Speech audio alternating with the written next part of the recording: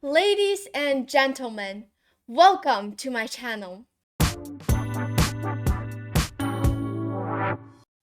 Words can't capture the significance of this moment, and there it is.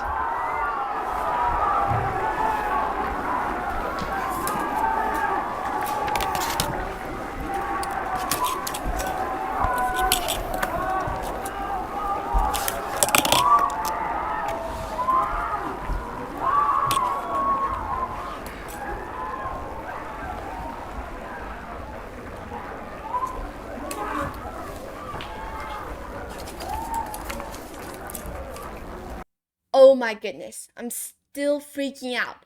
The youngest World Chess Championship, 18-year-old chess prodigy from India, Gukesh Dommaraju. Can you just believe it? This is insane. He is 18 years old and he is the world champion, the 18th world champion. He's already making history in chess. And honestly, this is a record that might never be broken. So let's talk about this final game, Game 14. Game 13 ended in a draw and the result are tied. And if Game 14 still ends in a draw, these two players are going into the tiebreak. And anything can happen in tiebreaks. And honestly, this game is kind of boring at first. Super solid and both sides are just playing really accurate. Nothing crazy happened. And I was sure it was going to end in a draw, no matter what. But then, I was literally about to close the laptop and go to bed. When I was watching the stream here in China, it is at night. And I was literally just going to sleep. And then suddenly, I was just already imagining the tie breaks and the fast-paced splits games and everything and those wild moments that will definitely happen. And just like in the last time's World Championship where Ding is playing against Nepo. But nope, out of nowhere, something insane happened. Rook f2. And this move is just Ding played this move a blunder, and not just any blunder. A game-ending, a championship-losing blunder. And it would seem like a pretty normal or simple position, even though Ding is down a pawn. But this is actually an endgame where you can draw. Even I can draw, I think. There's still some tricky ideas, but if you defend well and manage to trade off, for example, if you trade off the bishops, it will be the easiest way to win. But anyways, I'm not sure if you guys know the endgame, but we're going to take a look at that later on. And Ding lost. Gukesh won the World Championship, and history was made. I'm still in shock. It's the kind of drama you only get in chess, and it's brutal, but also fascinating. After 14 rounds of intense chess games, Gukesh came out on top and defeating Ding and became the youngest world championship, not championship, but chess champion. Not only that, but he's also winning really accurate. And he's just so young. This is the most special thing about him. Ever. It's just absolutely incredible and totally well-deserved for him, I think. Well-deserved. Okay, so I gotta address this. Now, some people online are saying that Ding might have been paid off to lose, but this is just ridiculous. Because, most of the comments are probably from upset fans who are supporting Ding from the beginning and probably still are processing the loss. And actually, I get it because I am also supporting Ding. I really want him to defend the title. But just losing the title hurts, of course, but come on, let's just be real. Ding played his heart out this whole match, and making it to the last round showed how much he fought. Because you guys have to know that in this whole year before the championship, the World Championship, Ding struggled a lot in the Olympiads and all the tournaments that he played. He struggled to win a single game. And Gukesh had been just really strong, playing really well in all the tournaments. In the Olympiad, they won the gold. He also played really well. And for Ding, like he is really not in his best form. And in this tournament, he tried all of his best to play really good chess, and I'm not saying that he is getting back to his best form, but at least he is in a great form.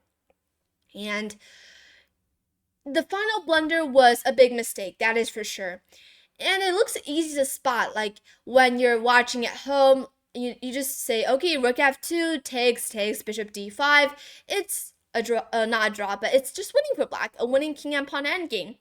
But when you're in the game under crazy pressure, time pressure, also pressure from those who are like you know that many are supporting you and you don't want to lose. So you're under all kinds of pressure. Mistakes happen even at the highest level of chess. And if you look at like top players' reactions like Magnus, no one is questioning Ding's like integrity. And on the bright side, though, Ding seems like way more relaxed after this whole event ended. It's like losing the title, like actually lifted a huge weight off his shoulders, and he can finally be who he is. And he's like his mindset like just feels like lighter and more positive, which is honestly a good thing. He might not be the world champion anymore, but now he might be back to his best form and just playing normal chess. And like I really hope that he keeps playing on and at the top level of chess, and I mean like stays in the chess world for a long time. And honestly, I'm really supportive of India winning this championship. On the other hand, I do support Dean, but I think like India, any player from India winning this championship, I feel like India values chess so much, like more as a country, like so much more as a country, and having a world champion from there might actually boost the global growth of the game, because like India is likely to take this opportunity and use it to develop chess even further, which is awesome to see. And I mean, on the other hand, I feel like our country, China, like doesn't prioritize chess the same way. Like the focus here seems like to be really small, like on a small specific goal, like training a few players and aiming for titles, and that's it. And after Ding won the championship, even like there still aren't many people know about this. Like Ding is the first chess world chess champion from China, and like besides us who play chess, we know that he is the champion. No other people know. Like no other people, like those who don't play chess, they don't know. And I mean, when you're looking at the news and you see Gukesh coming back to India after winning the championship, you see that even those who didn't like play chess, they are celebrating and cheering for Gukesh. So you can see that there's a big difference here.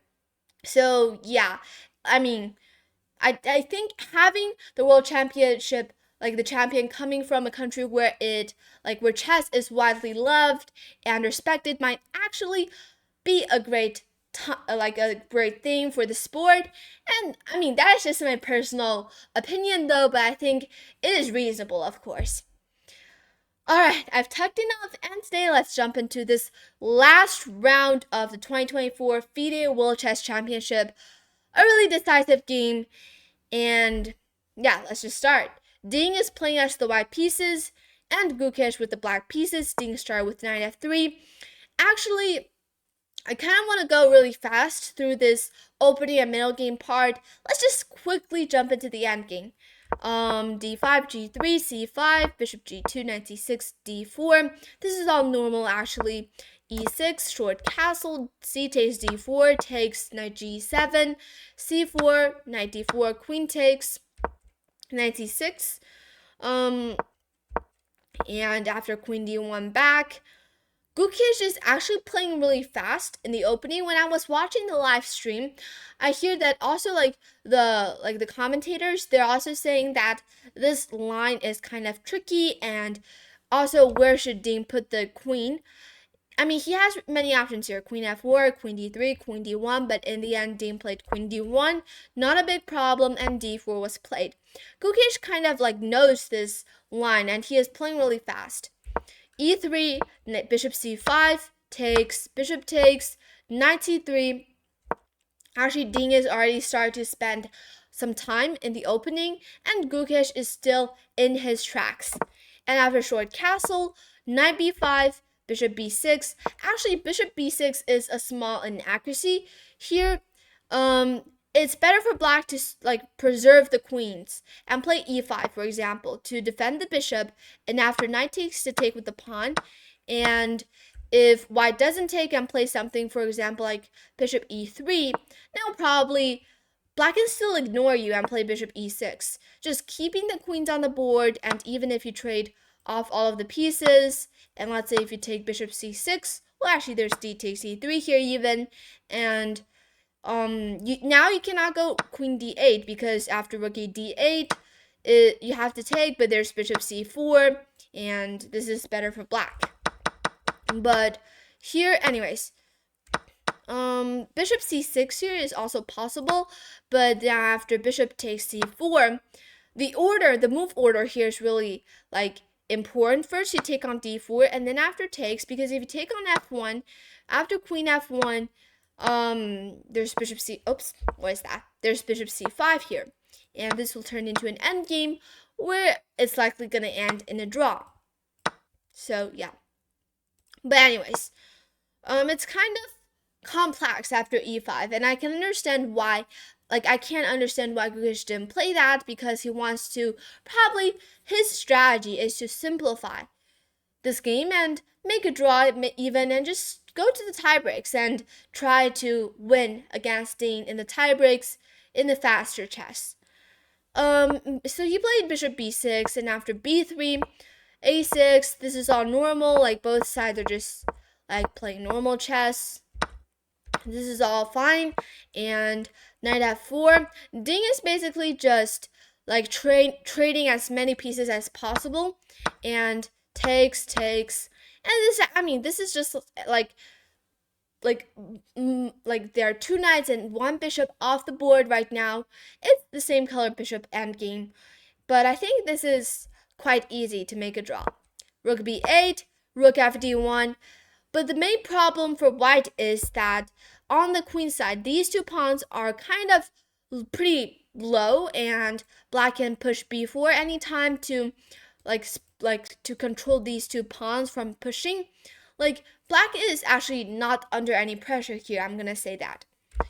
Gukesh played queen b6, and bishop f3 was played. F takes g3, h takes g3, and b4. Now you see that a2 is becoming a weakness, and here Ding actually decided to give up a pawn, and I think maybe he thought that this is just gonna be a draw, and he played a4. And it turned out that this is still a draw, but it's kind of a little bit more tricky. I can't understand why Ding decides to go a4, because if you just keep like the structure on the queen side like this, it's gonna be really hard for white to do anything, because this a2 pawn can never push, and because you'll lose the b3 pawn, and if you move the rooks away, black can always put pressure on the a2 pawn. But here basically white can just go rook d2 and double the rooks on the d file. It's not that easy for black to really win this a2 pawn, and even if black won this a2 pawn, it is not the end of the world for white. But I guess Ding thought that after a4 takes, trading off everything is a draw, and he decides to trade off the queens first and then trade off a pair of rooks. This is, of course, a draw. And after g5, but Gukesh, of course, is up a pawn, and there's no reason for him not to still play on. He is up a pawn, and this is the last round classical chess. This is the last round of classical chess in the World Chess Championship. So you have to play on, of course, when you have the chance. And after g5, bishop d5 was played. Now, it is obviously clear that if you take on d5, this rook and pawn endgame is a dead draw. I mean, even if I play here as the white pieces, I am definitely going to draw. Even if black is Gukesh, because this is just a dead draw.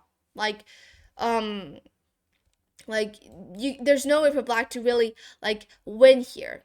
But of course, Gukesh, if he wants to win, he needs to preserve the bishop. This is the only way, and he played bishop f5.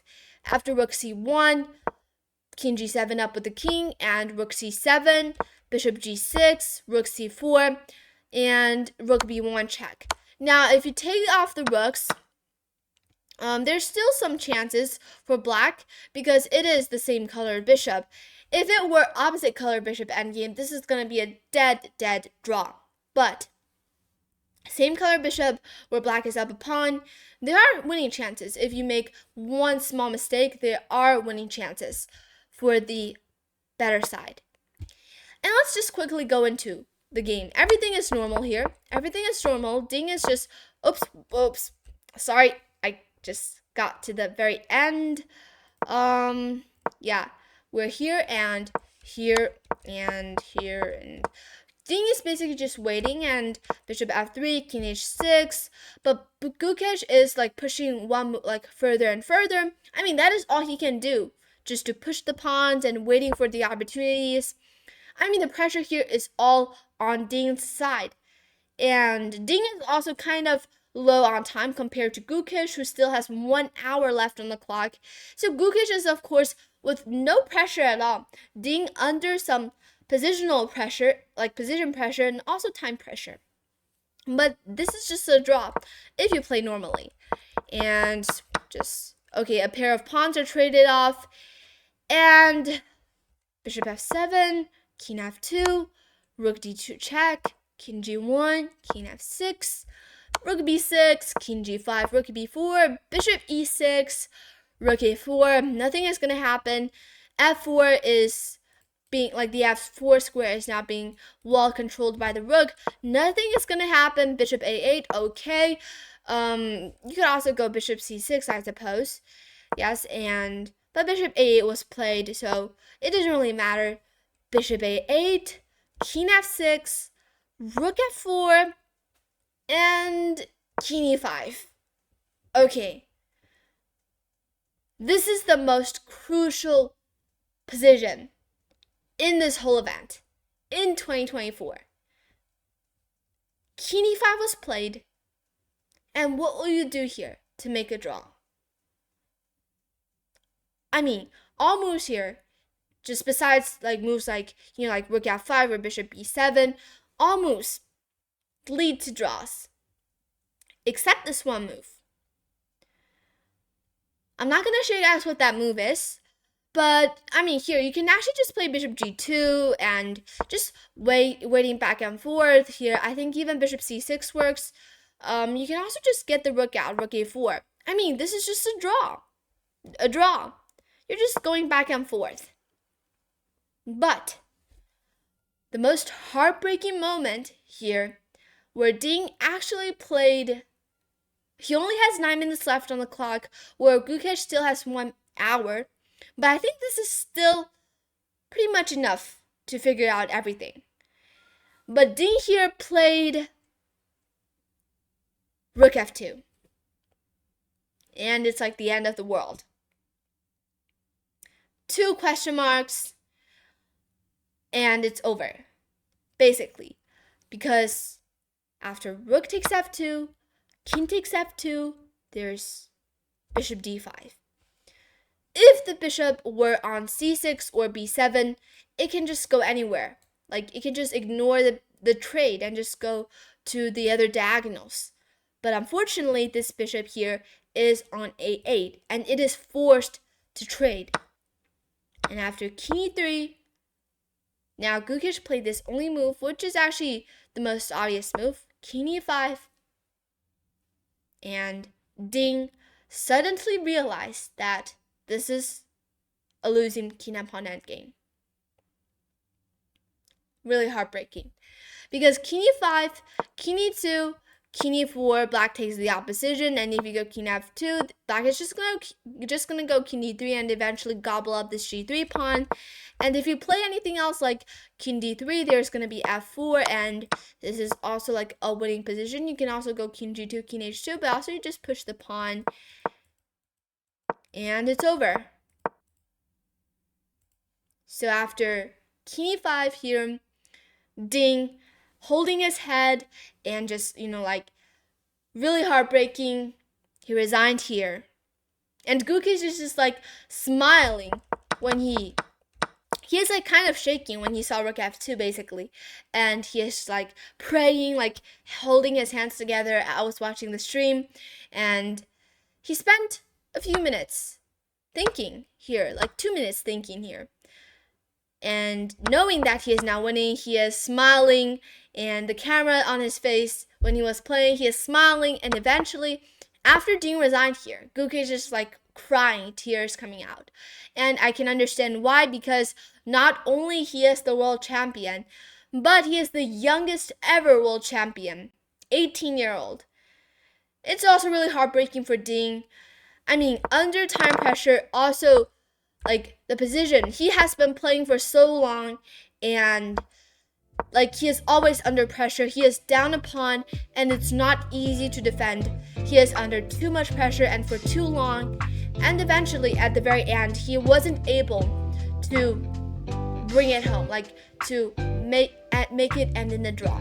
And he is just maybe like, you know, these times happen when you're playing for so long and your brain suddenly just couldn't work normally, and you're just like feeling really like your brain is just like boiling hot, and then you just couldn't get your thoughts straight. And probably Ding was just too desperate for a draw here, and he thought that it's just gonna be a draw, but he just miscalculated. I mean, if the king were on e3 at this position and it's white to move, white will just go, you know, like go king e3, and that position, that is going to be a draw.